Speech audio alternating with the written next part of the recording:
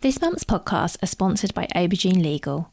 Do you sometimes worry that your business isn't meeting all its legal compliance requirements and wonder if you're ticking all the legal boxes?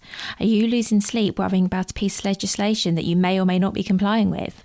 Perhaps you need some help with your client contracts or your data protection compliance. Or maybe you're worried that your website doesn't have the right documents or legal notices in the right place. Perhaps you have a brand that you want to protect with a trademark. How about if you could outsource it all and eliminate all of your worries? If so, then get in touch with Aubergine Legal, a friendly commercial legal consultancy offering practical and clear commercial legal advice without the overwhelming legal jargon, taking the worry away and helping you to protect your business and minimise your risks. Aubergine offers a free 30-minute consultation if you have any questions or want to find out if they can help, and you can access this link and book your free 30-minute call via the link in the show notes. Welcome to the Bring Your Product Idea to Life podcast. This is the podcast for you if you're getting started selling products or if you'd like to create your own product to sell. I'm Vicky Weinberg, a product creation coach and Amazon expert. Every week I share friendly, practical advice as well as inspirational stories from small businesses. Let's get started.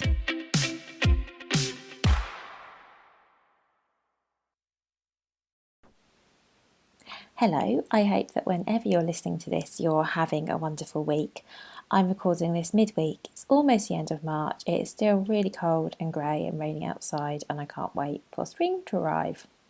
So today, what I want to talk to you about is getting set up on Amazon because, and I know you've probably heard me mention this before, it isn't quite as simple as deciding you're going to sell on Amazon, listing your products, setting everything up, sitting back and waiting for the sales to roll in. And I know that if you've listened to any of my podcast episodes, you've heard me say this before. However, I do think it should be easier than it actually is to get yourself started on Amazon. So to actually take the practical steps you need to do to begin selling.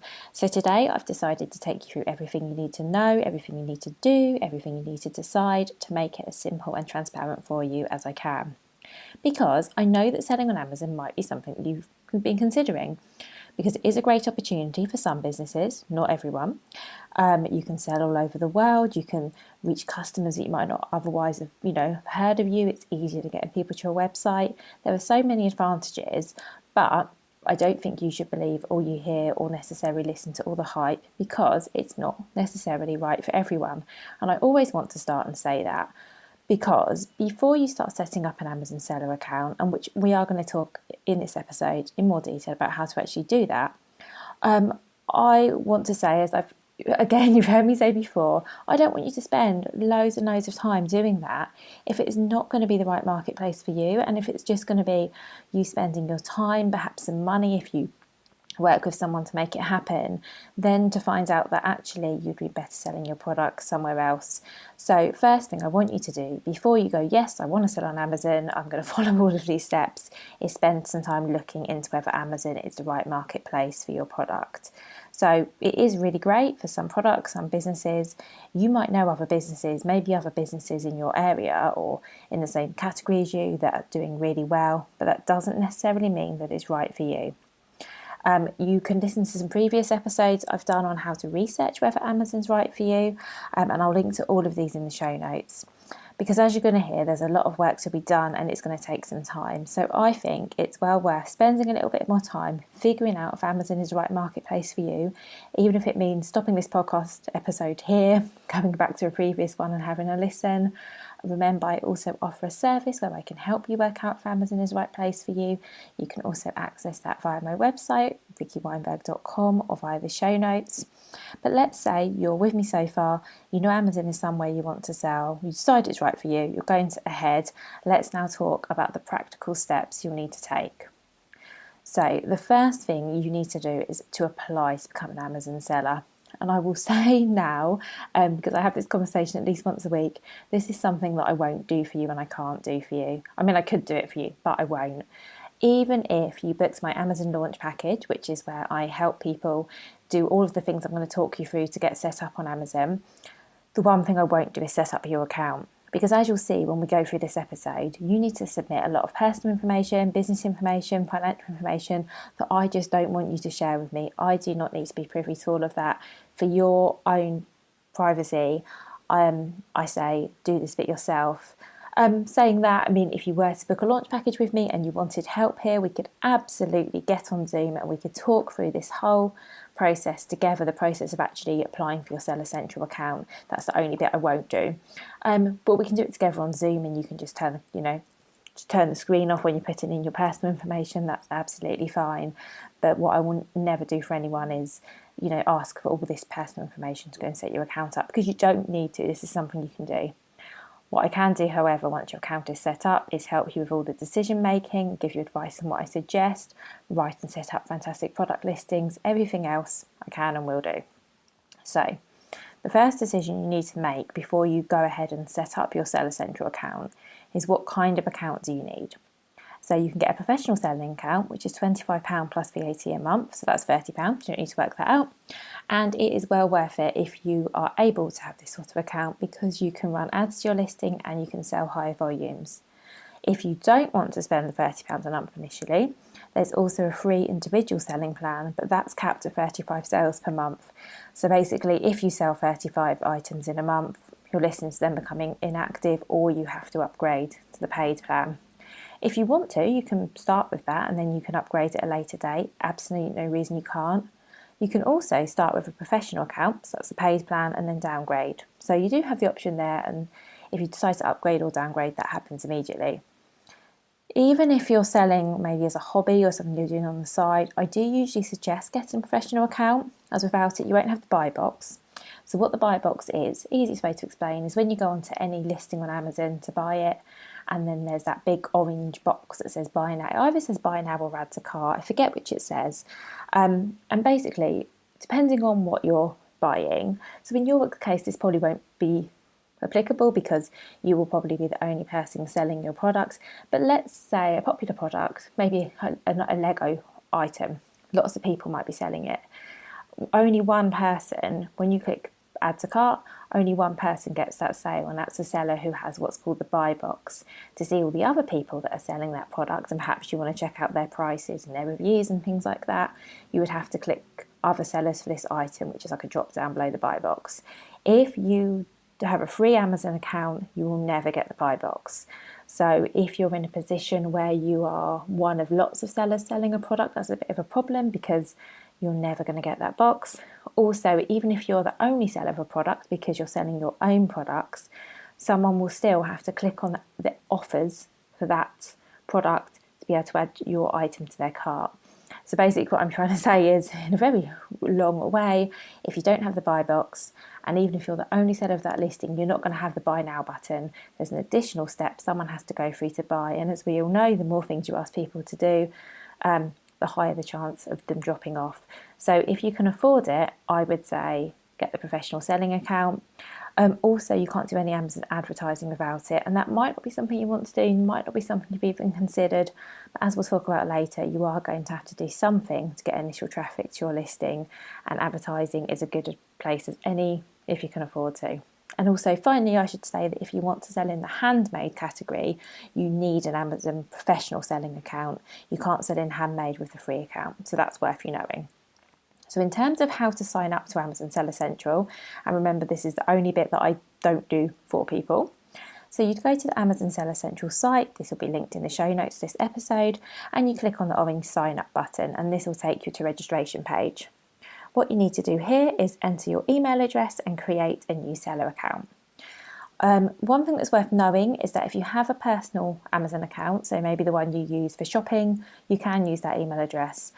But that will mean that your personal Amazon address and your business Amazon account will be linked. So if you had a problem with one, it would affect the other.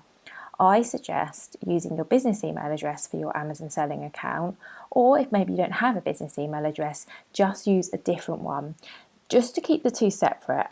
Perhaps I'm being overly cautious here, but I do think it's a good idea, because I do know people who've gone through problems getting their account verified on Amazon, which we'll talk about in a moment, and that's actually affected the account they used to shop with as well, and that's not what you want. I mean, I would hate to get locked out of Amazon. I don't know where I would buy anything, so don't do that.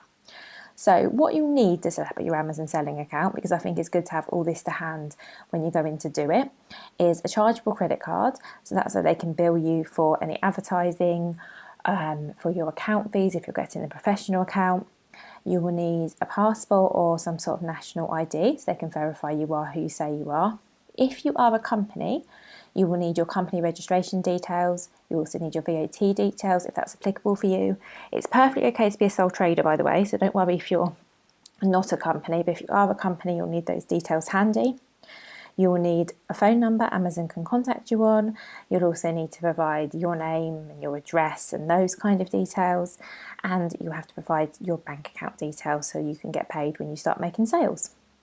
Once you've entered all of your personal billing information, the next thing they'll ask you to do is to name your store. I suggest if you have a business set up that you call it your business name. If you don't have a business name, call it something that makes sense. You can change this down the line. You know, if you set up, I had a client who set up their store in the name of their business, which wasn't the same name as the brand on their products. And a couple of years down the line, he wanted to change to align it. We did manage to do it, but with Amazon, something to know is that it's always better to do what you can at the start, because it's always quicker to do it at the start than it is to go and change anything. Anything can be changed, but 9 times out of 10 it's a hassle when it takes longer than it should. So have a good think about what you want to name it right at the outset. So the next step is verifying your account. So what this means is once you've submitted everything you've been asked for, expect an invitation to a video call with Amazon to arrive. So they'll email you with a link. I think you get a booking link to book in the call, and then you just have a quick video call with them, and this is what they use to verify that you are who you say you are. You will be asked to bring something along to that call, and you'll be told in advance what it is. So for example, they might say, can you bring along your passport so you can hold it up and we can sort of look at you next to your passport. I can't tell you exactly what they'll ask for because it does seem to vary depending on what you've submitted already, but basically this is just to verify that you are the person who you said you were when you were setting up the account. So that is the kind of ID you'll need to bring along. Know that it's not uncommon for IDs to be rejected, or for your business information to be questioned, or to be asked for additional information when you're setting up and verifying your account. Maybe they won't like the bank details, maybe they won't like the credit card you've used. Just to let you know this in advance, I would say at least 50% of the time when I work with a new client on setting up their Amazon account, we run into these kind of issues. So my best advice is please just provide whatever you're asked for as soon as you can and be patient. It is so frustrating, I know it is. Plenty of times people say to me, Vicky, I just want to give up. I don't think I'm going to bother. It's so annoying. But honestly, you're so close. Just send whatever they need to be sent. If they don't like your credit card details, try a different card. If whatever it is. And I have an episode all about dealing with Amazon Seller Central support, which is well worth a listen, because even at this early stage things can crop up. And I would just say that my best advice always is, if you can, get someone on the phone, because the support you get on the phone is, in my opinion, much better than the support you get over email. So if you can get someone on the phone, they're usually pretty helpful with this kind of straightforward stuff, and you should get it sorted. And of course, if you run into any big issues, you can always contact me, vicky@vickyweinberg.com. I'd love to help you out. So once your account is verified and you have an active account, the next decision you need to make is whether you're going to fulfill orders via FBM, which means fulfilled by merchant, which in a simple term means that you handle the shipping and storage of your products yourself, or FBA, which stands for fulfilled by Amazon. And this is where you send your stock into an Amazon warehouse and they store the stock and then fulfill your orders for you. I actually suggest doing both if you can, not to avoid you making a decision, but for a couple of reasons. One is that it avoids you having to send large amounts of stock into FBA first of all, because as you probably know, you're going to pay for Amazon to hold your stock and you're going to pay for them to dispatch orders. Now, it might be that you're not quite sure what the fees will be, because you can get an estimate of this before you start selling, but you might not be sure what they'll be and how it will impact your margins. So you might not want to send in loads. I never suggest sending lots of stock into FBA initially, because you don't know how fast it will sell. And that's the other thing. If it ends up not selling as quickly as you thought it might, what you don't want is to be paying FBA storage fees for stock sitting in an Amazon warehouse. Not if you can avoid it. For the first product that I sold, I actually think I sent something like 500 units into Amazon. And yes, they did sell, but I didn't take into account that for the first, couple of months, sales weren't quite where I'd like them to be. It does take some time to build up on Amazon, which we'll speak about a bit later. And so I ended up having to pay some long-term storage fees, and they are not cheap. So just bear that in mind. I would not suggest sending all your stock into Amazon if you absolutely don't have to. And the other reason I think it's good to have an FBA and an FBM offer is that if you are using, let's say you are using FBA, it's going great, the money side works out, you're super happy with it, but you run out of stock because you actually, you have to be sending in your stock to FBA for Amazon to fulfill. Let's say your FBA stock runs out. If you have an FBM, so that's an offer where you're fulfilling orders yourself as a backup, because the Prime offer will always be the default on the buy box. They always default to the Prime offer. But let's say that FBA stock runs out. It's a busy time of year, so maybe it's just before Christmas, and it's going to take a while for your stock to get to the warehouse, get checked in. You'll still be receiving orders because you have an FBM offer, and you're not going to lose your sales ranking. And what that basically means is every time you go out of stock and someone can't buy your product, presumably they may be buying a similar product to yours, which means that other products in your category are going to start ranking higher, which means they're going to be more visible to customers, because Amazon loves products that sell, and obviously if you don't have stock you can't sell. So that's a pretty long-winded way of saying, if you can, do both. It's actually pretty simple to do. You just set up duplicate listings for all your products, one as FBA, one as FBM, and you just make sure you use the same product identifier. If that makes no sense to you, do not worry. If you choose to work with me, I can handle all that for you, and even if you don't, you can always ask me what on earth I mean here, and I can explain it in a much more succinct way. If you are using FBM, one thing you'll now need to do, so now you have your Amazon account set up, is to set up your shipping settings. So you need to tell Amazon which shipping method or methods you'll be using, because you can choose more than one, and where you'll ship to, so which countries and regions. So Amazon can use that information to calculate when orders should arrive with customers. So as you'll probably see when you go to buy anything on Amazon, it comes up with an estimated delivery, and that is based on either if it's an FBA order, then Amazon know that themselves. But if that order you've placed on Amazon is FBM, remember you can't always tell at the checkout stage, Amazon will be working out when that order will arrive on you based on the shipping method that seller uses and how quickly they dispatch their products. So this is something else you can tell Amazon, is which days you fulfill orders. So for example, you might fulfill orders 7 days a week, or maybe just Monday to Friday. So you have those options, and you can also add in a handling time if needed. So for example, if you know it takes a few days to make your product or pack your products, add this in so you don't get penalised for shipping orders late. So for example, I work with a company who sells duvets, and all of their duvets are hand stuffed as the orders come in, which is lovely because they're pretty much bespoke and made to order. They're not sitting in a warehouse, they're actually filled as each customer orders them. So they have to add a little bit of a handling time in because they're not dispatching same day. They can't, because they have to finish off the duvet beautifully ready and then pack it ready to send to the customer. My final point I will make on FBM is that if you can, always offer free shipping to match the Prime offer. And this is so that if your order, as I say, if your Prime order goes out of stock, you've got a comparable offer. It also means for those customers that don't have Amazon Prime, they're not getting penalised for not having Prime because they can still order from you. It might take a few more days to get to them, but they're still not paying for shipping. Obviously, this isn't compulsory. This is just my view. If you plan on using FBA, so fulfilled by Amazon, you will need to set up a shipping plan. You'll need to let Amazon know what you're sending them, so how many of each item, where that stock is coming from, because that helps them work out which warehouse they're going to allocate it to, the sizes of each individual item, and for the boxes you're sending them in. So you might say, I'm sending in 100 products, I'm sending 5 boxes of 20, I had to work out the maths there, and this is, the dimensions and the weight of each of those boxes. You'll then get some labels which you can print, arrange for your stock to be collected from you, and then it gets delivered into Amazon and gets checked into the warehouse. You can't do any of the above without having product listings, however. I spoke about shipping now because that's a decision that I think it's worth you thinking about, but to actually get your FBA shipping plan set up, you would need to have some product listings in place, so that's the next thing to do. And I should say we are almost there. So you'll need to create your new listing in Amazon Seller Central, which is the seller portal we've been talking about. And this listing will display on the live Amazon site, so the one that customers see, once you have stock in place. And by having stock in place, what I mean is you can either manually tell them the number of items that you have, you can sync with your stock in some way. So for example, if you have a fulfillment center, they may well have some sort of software that syncs with Amazon. Perhaps your website does that. So for example, I know Shopify has plugins that syncs with Amazon, so your inventory is synchronized, or maybe you're going to send stock in via FBA.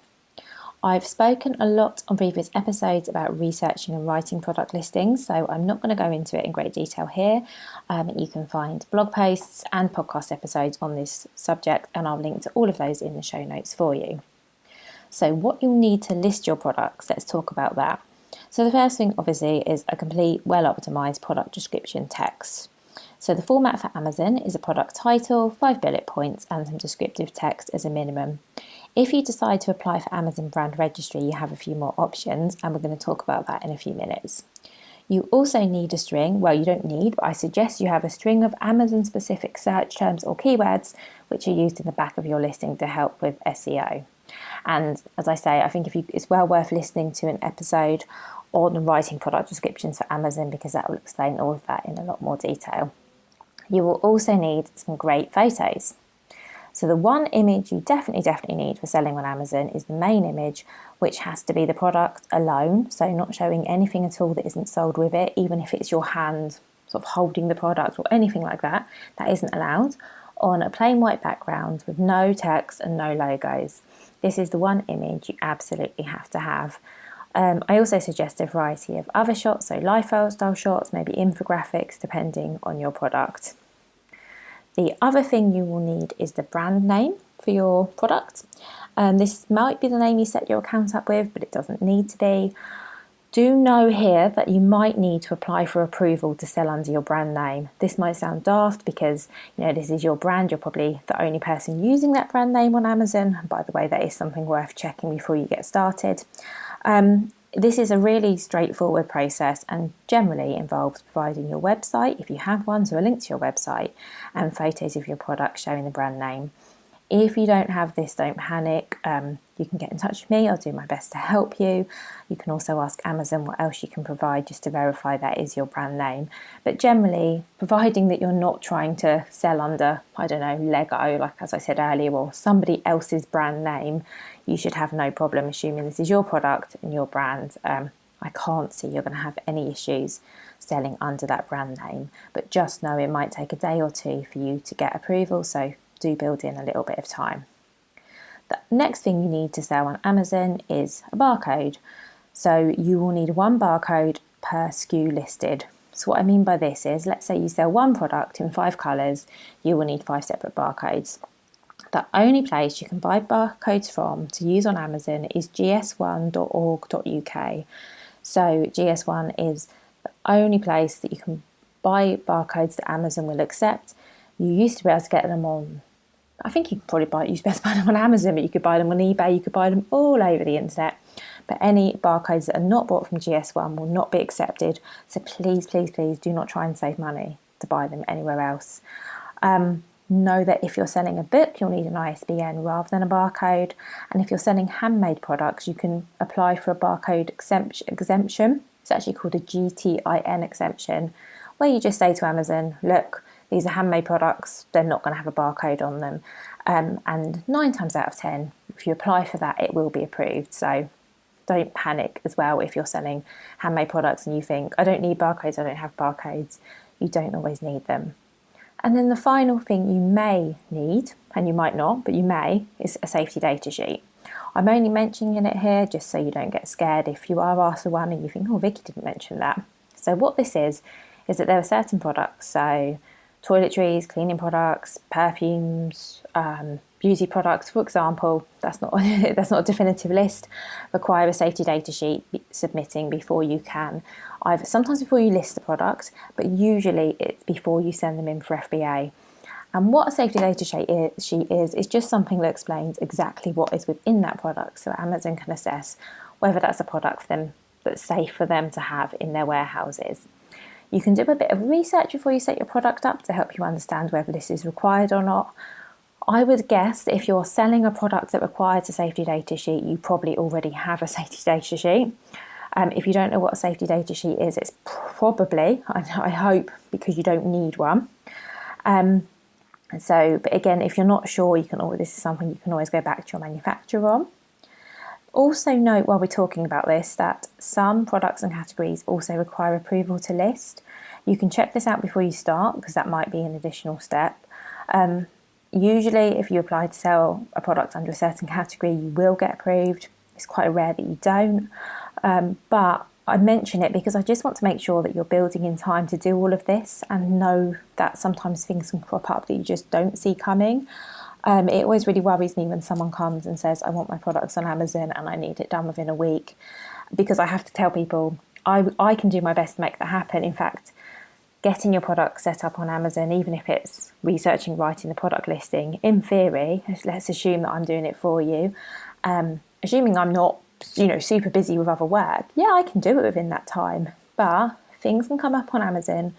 You might be asked to go through additional steps, jump through additional hoops that add on a little bit of time, and there is nothing that I or anyone else can do about that. So the best advice I can give you here is start before you think you need to. Even if you get your listing up on Amazon before your stock is ready or before you're ready to send in anything to Amazon, just start the process as soon as you can is my best advice here. I mentioned Amazon Brand Registry earlier, so I'm just going to tell you very quickly what that is. So if your brand has a pending or registered trademark in the country in which you wish to enrol, you can apply for Amazon Brand Registry. So this is something that's free and it gives you access to additional features on Amazon which are only available to brand registered sellers. So for example, the ability to set up A+ content, which is something you might have seen on Amazon listings when you've been shopping. It basically means that when you scroll through the listing, you might see additional images, you might see Q&As, you might see comparison charts. All of that is A+ content, and then you can only use that if you're brand registered. You can also set up an Amazon storefront. You have more advertising options, and you also have better protection for your brand on Amazon. So if someone else tried to sell your product or maybe tried to edit your product listing, for example, you are protected against that better if you have brand registry. So finally, because I know I've rattled through quite a lot in this episode, let's talk about what happens next. I can't say this enough. Please do not do all of this work, sit back and wait for the sales to roll in, because you're still only halfway there. Well, maybe not, maybe 3/4 of the way there, not halfway. But as your listings can be brand new, as you've heard me say before, it's not going to be that easy to find, and you will still have to do something to drive traffic to your listing or listings, or they won't be found, and all that hard work you've done has been for nothing. If you can afford to, I would suggest allocating a really small amount of money. I mean, even if it's £2, £3, £5 a day, whatever you can afford for Amazon sponsored products, which is their pay-per-click advertising platform. I find that usually works really well. And as I say, you don't have to start by spending a lot of money. You can start on a couple of pounds a day. And as you start getting a return on that, you can maybe put the budget up, or you can drive external ads to Amazon if you prefer. Or, because you might not want to spend any money at all, you can do something for free. So free options are things like using your email list to get people over to your Amazon listing, using social media to spread the word, telling friends and family, asking them to share your listings, whatever it is. I guess the bottom line is you need to do something. And it can take some work to get those initial sales, but it really will be worth it. Think of all the work you've put in to get your listing set up in the first place. Honestly, it is worth spending a little bit more time and effort on getting those first sales, because once you get the first sales, all the others become a little bit easier. I promise you, that it is the first sales that are the hardest to get, and things will get a lot easier from there on in. So obviously, if you need any help with any of this, you can reach out. It's vickyweinberg.com. You can also contact me via link in the show notes. I also have a fantastic checklist, which is a completely free checklist that talks you through everything you need to know and have to get set up on Amazon. So basically everything we've spoken about here. And again, you can get that via the show notes. So thank you so much for listening all the way to the end, and take care. And I will see you again next week for another great episode.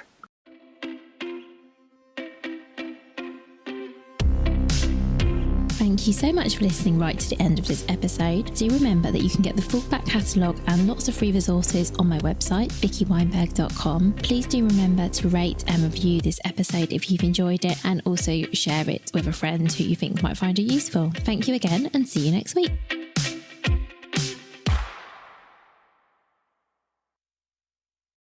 If you've been inspired to start a podcast in 2024, I really recommend my podcast host, Captivate.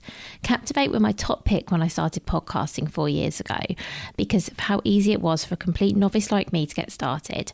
I've stuck with them for the last 4 years because Captivate is still really simple to use. They keep adding great new features like the ability to share ads like these, and they've just been really reliable. So when you're ready to start your own podcast, you can use the link in the show notes and get a free 7-day trial with Captivate.